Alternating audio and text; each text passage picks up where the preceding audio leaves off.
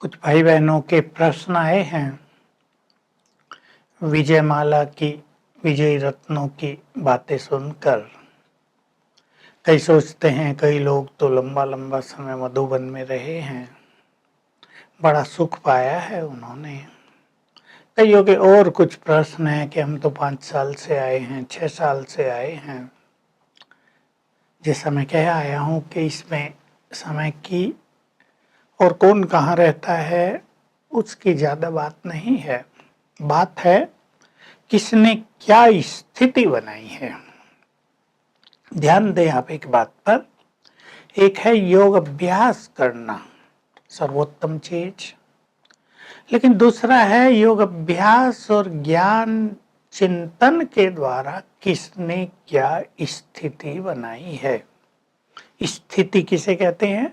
जिसमें आत्मा स्थित हो जाए वो स्थिति है। अर्थात आत्मा अपने किन सद्गुणों का स्वरूप बनी है, उसमें नम्रता आ गई है, ह्यूमिलिटी आई है, बहुत हम्बिल बन गए हैं, सरलता आ गई है, क्रोध जीत लिया है, संतुष्ट आत्मा बन गए हैं, बहुत खुश रहते हैं, फीलिंग नहीं आती है।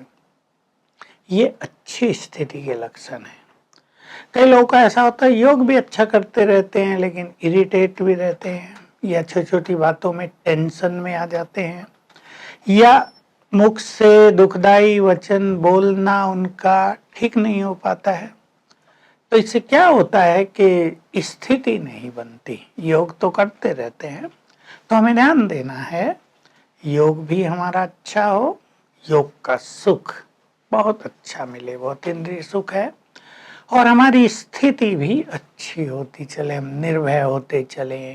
ऐसे नहीं हम व्यर्थ गपशप में भी रहते हों, उससे हम मुक्त होते चले। सबका सम्मान, बड़ों छोटों का सम्मान, हमारी एक नेचुरल स्थिति हो, जीवन में रॉयल्टी आ रही हो, बोलना कम हो गया हो, ये श्रेष्ठ स्थिति के लक्षण।